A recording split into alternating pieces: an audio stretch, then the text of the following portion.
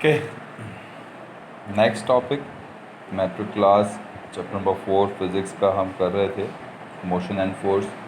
इसका next topic है वो है third law of motion, Newton third law of motion. According to third law of motion, किसी भी एक्शन का इक्वल और अपोजिट रिएक्शन होता है। सबसे आसान सी एग्जांपल कि आप बॉल उठाएं, दीवार पे ज़ोर से मारें या हल्की मारें। ज़ोर से मारेंगे तो बॉल वापसी में भी तेज़ी से आएगी, तेज़ी से आएगी, और इसी तरह अगर आप हल्की सी मारेंगे, स्लो मारेंगे, तो वापसी में भी बॉल स्लो आएगी। तो हर एक्शन का इक्वल एंड अपोजिट रिएक्शन होता है। ये हमारे पास थर्ड लॉ ऑफ मोशन था, याद रखिएगा। इसके बाद आपके पास है मास। मास क्या है? किसी भी बॉडी में मौजूद मादे की तादाद को, mass is in the quantity of matter proceed by a body by and can be measured from the equation, और जिसको हम मेजर करते हैं F is equal to ma वाली इक्वेशन से। ये आपके पास मास आ गया। वेट क्या है? किसी भी बॉडी की बॉडी को जब इसको ऐसे in the force of a gravity acting on a body is called the weight of the body. जब भी कोई जो weight of force of gravity है वो किसी भी बॉडी के ऊपर अप्लाई होती है तो उसे हम उस बॉडी का वेट कहते हैं। दैट्स वाई मास कभी भी चेंज नहीं होता, बट वेट जो है वो चेंज हो सकता है। याद रखिएगा। इसके आपको डिफ्रेंशिएट भी मिल जाएंगे। मास और वेट की डेफिनेशन याद कीजिएगा। इसके बाद tension in a string, next topic है आपके पास।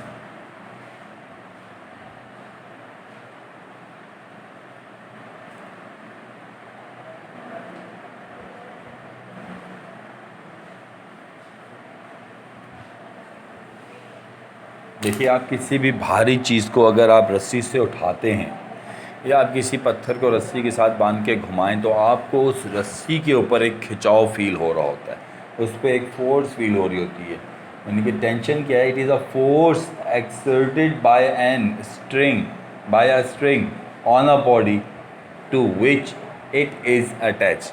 धागे के साथ जो बॉडी है उसका वेट, उसका वज़न जो आपको रस्सी पे फील हो रहा होता है उसे हम टेंशन कहते हैं। ठीक है भाई। मेट्रो क्लास में ये दो केसेस हैं हमारे पास टेंशन के आते हैं हमारे पास पेपर में। एक्चुअली ये ड्राइव करना है आज हमने। केस नंबर 1, व्हेन बॉडी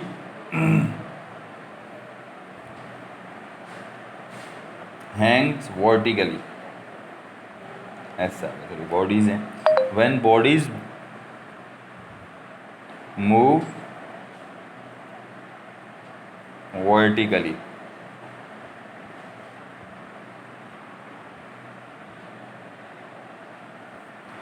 देखिए, हम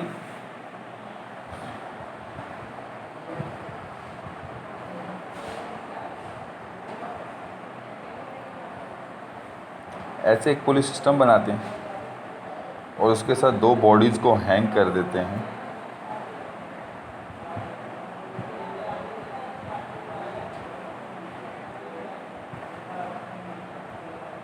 और ये बॉडीज़ इस तरह वर्टिकली हैंग हुई हुई है।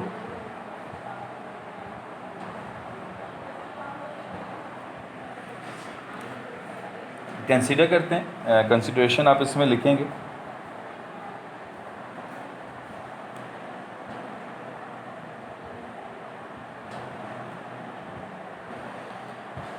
Two bodies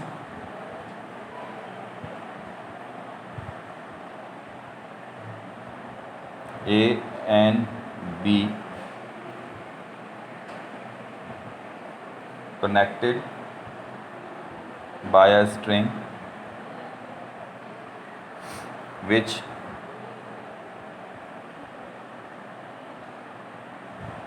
passes over a frictionless pulley.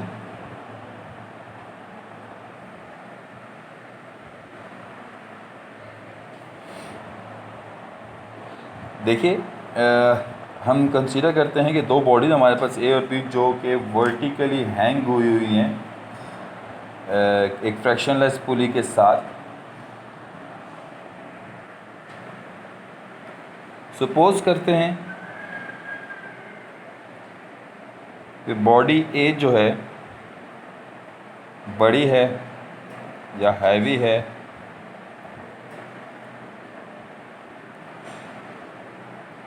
Mass of body ए, ऐसा करते हैं, mass of body A is greater than mass of body B, m1 m।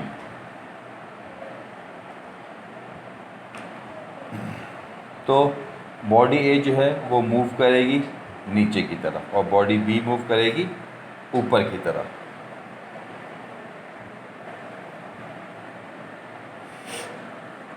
और टी जो है वो इसके ऊपर टेंशन जो है उसे हम टी से रिप्रेजेंट करेंगे। ये हमारी कंसिडरेशन आ गई। अब हम इधर लिखते हैं मूवमेंट ऑफ अ बॉडी ए।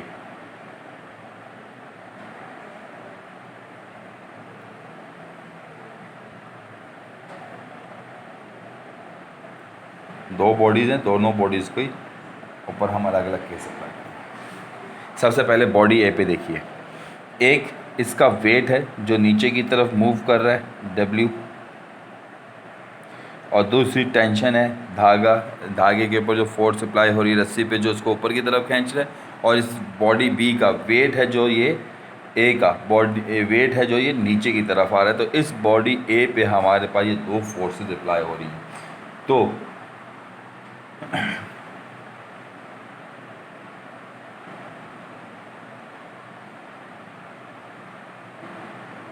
हम यहाँ पे लिखेंगे to forces acting on a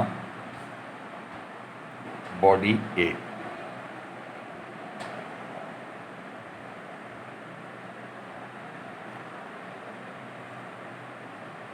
Two forces are acting on the body A। पहली, weight vertically downward,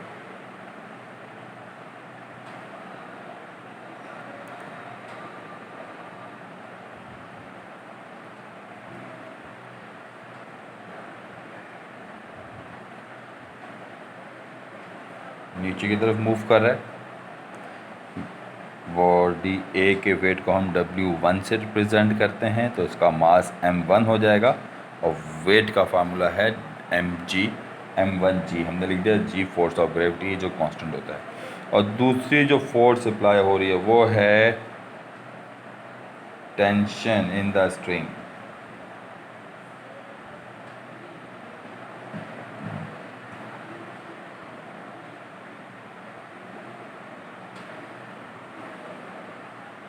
vertically upward, ऊपर की तरफ लग रही है, टी आ गया। अब देखिए बॉडी ए मूव कर रही है ऊपर की जानिब या नीचे की जानिब। तो अगर हम गौर करें तो बॉडी ए जो है वो नीचे की तरफ मूव कर रही है, जबकि बॉडी ए ऊपर जा रही है। बॉडी ए नीचे जा रही है और बॉडी ए भी ऊपर जा रही है। अगर बॉडी ए नीचे जाने का मतलब W जो है वो T से बड़ा है। Body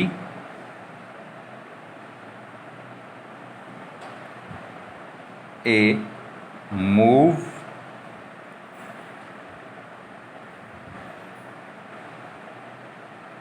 moving down, so W1 is greater then T। तो W1 जो है वो T से बड़ा हो जाएगा। तो इट्स मीन नेट फोर्स जो है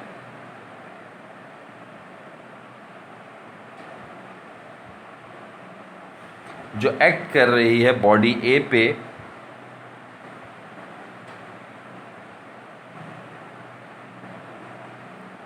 F1 हम ले लेते हैं, वो हो जाएगा W1 बड़े वाले में से छोटे वाले को माइनस कर दो, दोनों फोर्सेज हैं। तो बड़ी वाली जो है W1 उसमें से हम माइनस कर देंगे T को। अब W1 किसके बराबर है ऊपर हम लिख चुके हैं, और F1 जो है F बराबर होता है ma के, और W बराबर होता है mg के, तो F की जगह हम लिख देंगे m1a और W की जगह लिख देंगे m1g, जबकि माइनस का T अपनी जगह पे एज इट इज़ आएगा। यहाँ पे जाके हम अपनी पहली इक्वेशन को कंप्लीट करते हैं, यानी कि मोशन ऑफ द बॉडी ए की हेडिंग डाल के आपने बीच में ये इतना सा काम करना है, जिसमें सबसे पहले आपने बताना है कि बॉडी ए पे कितनी फोर्सेस यूज़ हो रही हैं। दो फोर्सेस यूज़ हो रही हैं, एक वेट और दूसरी टेंशन। वेट नीचे की जानिब और टेंशन ऊपर की जानिब, टेंशन ऑन स्ट्रिंग जो है वो ऊपर की जानिब हो रही है। फिर क्योंकि बॉडी ए नीचे की जानिब मूव कर रही है, तो इट्स मीन बॉडी ए जो है उसका वेट ज़्यादा है एज़ कम्पेयर टू जो टेंशन पे फोर्स अप्लाई हो रही है। तो इस मीन W बड़ा है, तो हमने यहाँ पे ये केस अप्लाई किया कि अगर W T से बड़ा है तो नेट फोर्स मालूम करने के लिए, कि टोटल इस पर जो फोर्स लग रही है वो मालूम करने के लिए बड़े वाले में से हम छोटी वाली फोर्स माइनस कर देंगे, यानी कि W1 में से T माइनस कर देंगे। अब फोर्स का फार्मूला हमने पहले मालूम किया था, F is equal to ma होता है, तो F1 है तो हम इधर ले लेंगे m1a, और W की जगह का फार्मूला होता है mg, यानी A की जगह G आ जाता है, तो m1g, जबकि T एज इट इज़ आ जाएगा। कोई कन्फ्यूजन बेटा यहाँ तक? आगे चलते हैं। ओके, याद रखिएगा पहली फर्स्ट इक्वेशन हमारे पास क्या बनी थी, m1a is equal to m1g minus T। ये ताकि बार बार पेज ना पलटना पड़े इसलिए सामने मैंने लिख दिया। अब motion of body P,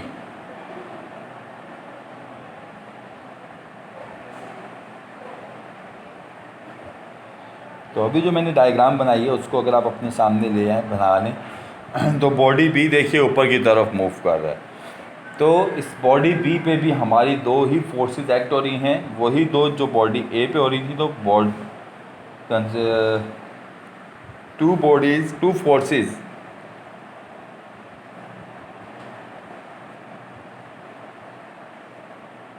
acting on a body B, one weight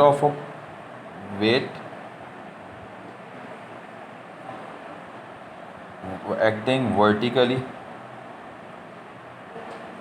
down,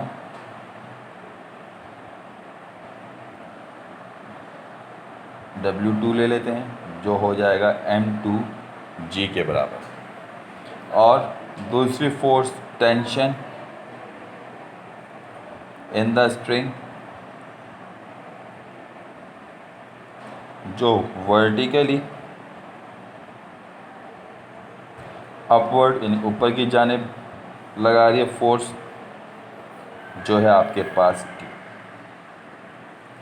now बिल्कुल सेम उसी तरह जिस तरह हमने बॉडी ए की लिखी थी, ये सेम स्टेप्स हैं। अब बॉडी बी जो है मूविंग अपवर्ड, बॉडी बी ऊपर की जानिब मूव कर रही है, so it's mean T is greater than W2, कि T जो है वो बड़ा हो गया वेट से, तो आपके पास नेट फोर्स F2 ये बराबर हो जाएगा T माइनस W2, क्योंकि अब T बड़ा है तो T को हम पहले लिखेंगे और W2 को उसमें से माइनस कर देंगे। तो देखिए वैल्यूज़ पुट करें, F2 is equal to m2a and W2 is equal to m2g आ जाएगा। वैल्यूज़ पुट करें तो आ जाएगा m2a is equal to T minus m2g। अब इसमें मास आपका और जी, बल्कि जी कांस्टेंट है, मासेज आपके पास m1 m2 कुछ भी हो सकते हैं। आपके पास जो वेरिएबल्स है जो आपने यहाँ पे मालूम करना है, अननोन वेरिएबल्स हैं, वो है T और A।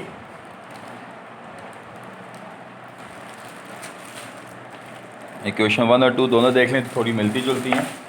दोनों में इन केसेस में जो हमें मालूम करने के लिए कहा जाता है वो एक्सेलरेशन और टेंशन कहा जाता है। कहते हैं फाइंड द एक्सेलरेशन और टेंशन और फ्रैक्शनलेस पुली, यानी कि जो फ्रैक्शनलेस पुली के केसेस हैं, केस 1 या केस 2, दो केसेस हैं, कोई भी एक वो हमें कह सकते हैं।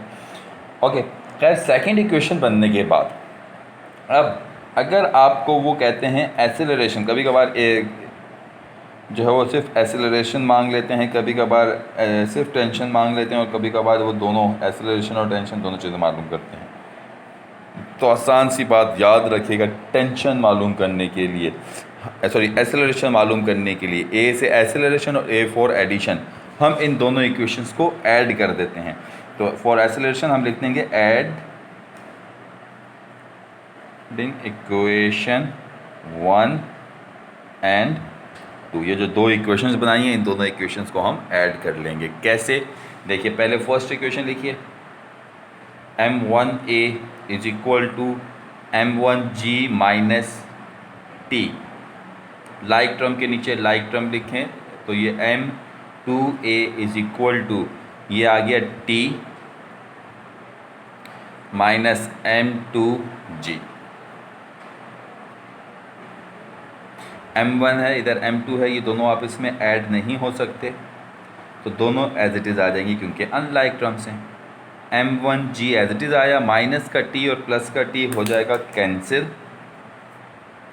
आपके पास बच गया माइनस के बाद m2g। आपने क्या मालूम करना है? a, तो इन दोनों में से ले लीजिए a common, m1 plus m2, इन दोनों में से भी आ रहा है g कॉमन, तो m1 माइनस m2g आ जाएगा। लेकिन आपने मालूम करना है a, तो a को रहने दें इधर, ये ब्रैकेट a के साथ हो रही है मल्टीप्लाई, तो हमें मालूम है कि अगर एक चीज़ इक्वल के लेफ्ट हैंड साइड पे मल्टीप्लाई हो रही है तो दूसरी तरफ जाके डिवाइड हो जाती है, तो ये पूरी ब्रैकेट इधर डिवाइड में आ जाएगा। इस तरह आपके पास एसेलरेशन आ जाएगा। इसी में फिर दूसरा आता है फॉर टेंशन, यानी कि t मालूम करें। t मालूम करने के लिए हम इन दोनों इक्वेशंस को डिवाइड कर देते हैं। डिवाइड इक्वेशन 1 बाय 2, इक्वेशन 1 को 2 से डिवाइड करें, तो देखिए इक्वेशन 1 क्या है, m1a is equal to m1g minus T. अब जब इक्वेशन 2 को हमने इससे डिवाइड करना है तो लेफ्ट हैंड साइड को लेफ्ट हैंड साइड से डिवाइड करेंगे, इधर आ जाएगा m2a और इक्वल के बाद इधर आ जाएगा t माइनस m2g।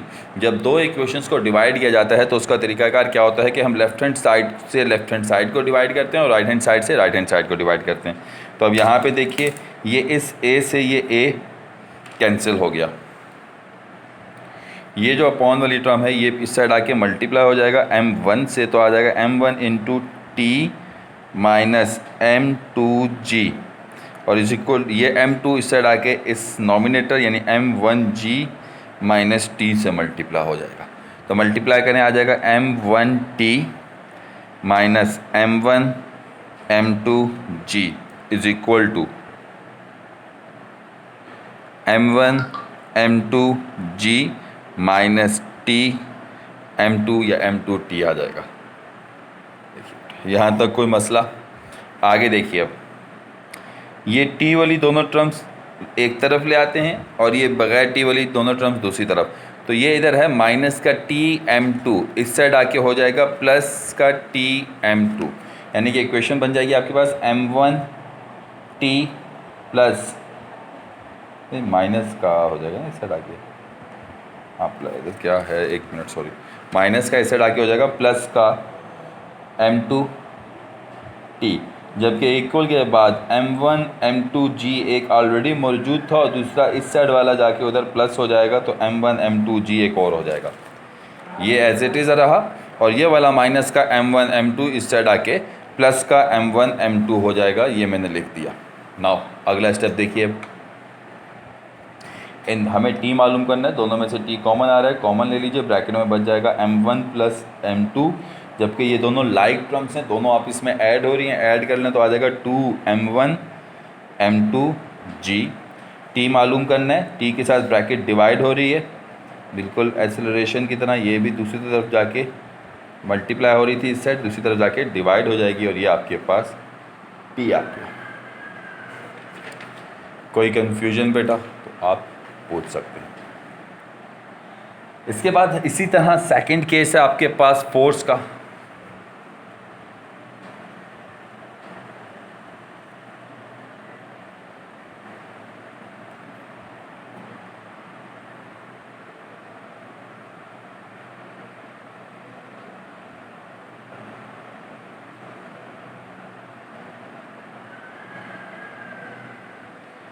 एक ऑब्जेक्ट है फ्रैक्शनलेस पुली के ऊपर से होता हुआ, दूसरी बॉडी इधर नीचे वर्टिकली हैंग हुई है। इधर दो बॉडीज हैं आपके पास अगेन, एक है बॉडी ए और दूसरा है बॉडी बी। बॉडी ए वर्टिकली डाउनवर्ड मूव हो रही है, जबकि ए बी जो है वो हॉरिजॉन्टली उसके ऊपर पड़ी हुई है सरफेस के। तो आइए सबसे पहले इसकी भी कंसिडरेशन लिखते हैं थोड़ी सी। Consider two bodies A and B of masses m1 and m2 respectively are connected to the two end of a string which passes over a pulley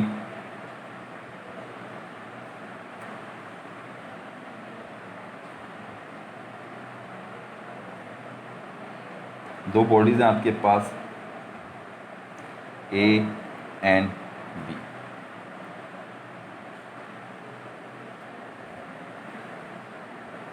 जिनके मासेस हैं m1 एंड m2 रिस्पेक्टिवली।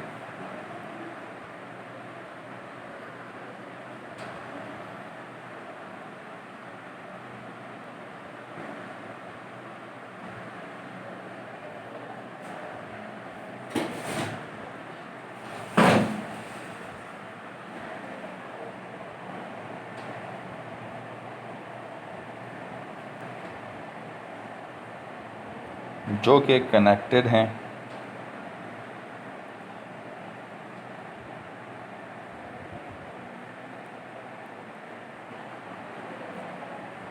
एक रस्सी एक धागे के साथ उसके and points के ऊपर, जो कि पास हो रही है, गुजर रही है फ्रैक्शनलेस पुली के ऊपर से।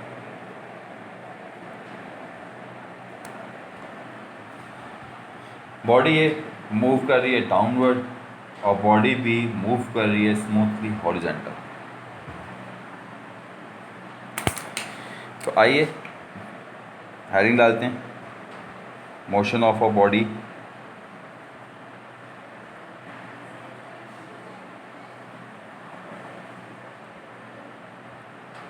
जिस तरह हमने पीछे, बिल्कुल उसी तरह यहाँ पे भी हेडिंग आ जाएगी कि two body, two forces acting on a body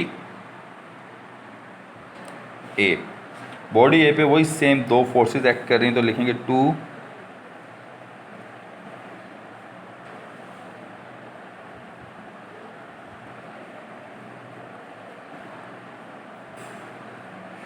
body A पे दो फोर्सेस एक्ट कर रही हैं, एक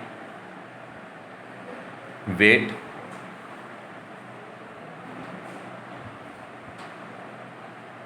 वर्टिकली डाउनवर्ड, हाँ सही है,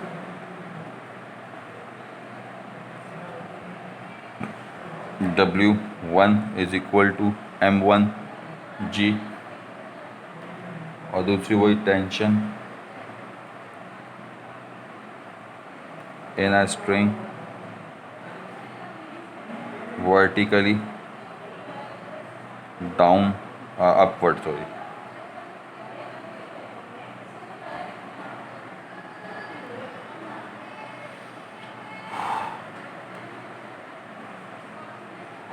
ये दोनों फोर्सेस जब इस पर अप्लाई हो रही हैं तो बॉडी ए जो है वो मूव कर रही है नीचे की जानिब। सो W1 is greater than T, बिल्कुल वही चलेगी डेरिवेशन। तो नेट फोर्स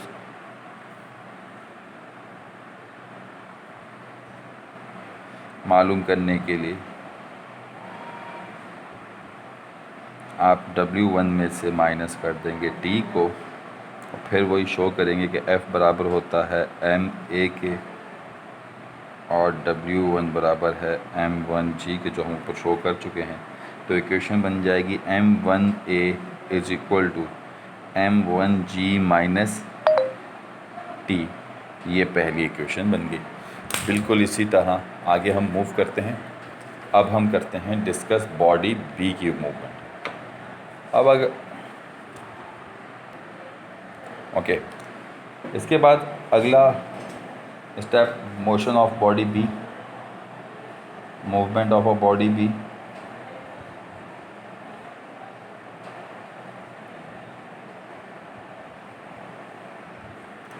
अब बॉडी बी जो मूव कर रही है, तो देखिए ये इस तरह मूव कर रही है, हॉरिजॉन्टली मूव कर रही है पोले की जानिब। तो इस पे तीन फोर्सेस, एक ये टेंशन, दूसरा ये इसका वेट, और तीसरा इसका रिफ्लेक्शन इस सरफेस का, जिसकी वजह से ये अपनी जगह पे स्टेबल है, नीचे भी नहीं गिर रही, ऊपर भी नहीं जा रही। तो ये दोनों दो फोर्सेस हैं, एक वेट है और एक इसका रिएक्शन है सरफेस का।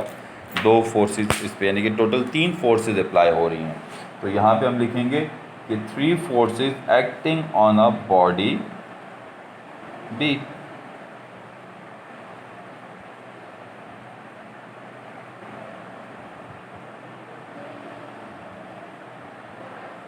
बॉडी बी पे 3 फोर्सेस एक्ट।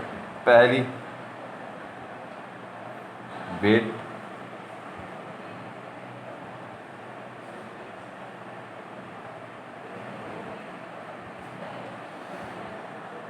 वर्टिकली,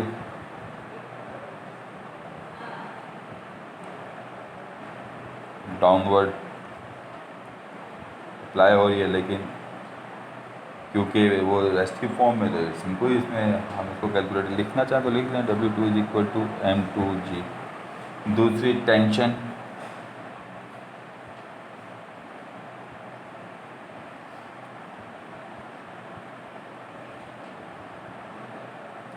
T, और तीसरा है नॉर्मल रिएक्शन, जिसको हम कैपिटल R से रिप्रेजेंट करते हैं। ये आपकी सरफेस मुहैया करती है, हॉरिजॉन्टल सरफेस, जिसकी वजह से जो ऊपर की तरफ लग रहा होता है। ठीक है, तो मोशन ऑफ द बॉडी जो है वो वर्टिकली तो मूव कर नहीं रही, स्मूथली हॉरिजॉन्टल मूव कर रही है। तो हम लिखेंगे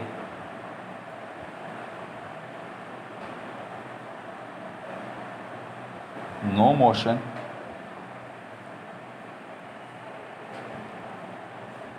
of body be in vertical.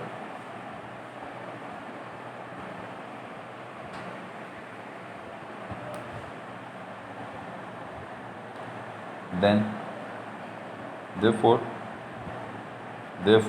two forces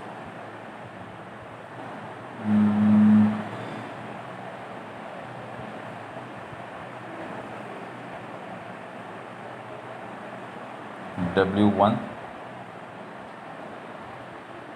and R are equal and opposite. So they are cancelled.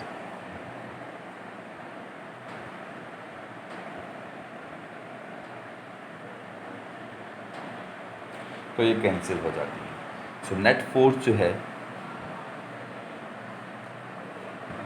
F2 ये बराबर हो जाएगा T के, ठीक है, और F बराबर होता है M2G is equal, sorry M2A, ना वेट, M2A इज इक्वल। ये आपके पास सेकेंड इक्वेशन। फर्स्ट इक्वेशन क्या थी, याद रखिएगा, M1A is equal to M2G minus T. ये दो इक्वेशंस हैं हमारे पास, बिल्कुल वही for acceleration adding equation 1 and 2, equation 1 और 2 को हम ऐड कर लेंगे तो आपके पास आ जाएगा m1a is equal to m2g minus T, और सेकंड आ जाएगा m2a is equal to T. Add करें तो m1a plus m2a as it is आ जाएगा, इज इक्वल टू के बाद बच जाएगा m2g, जबकि t से t हो जाएगा कैंसिल। तो a आपके पास आ जाएगा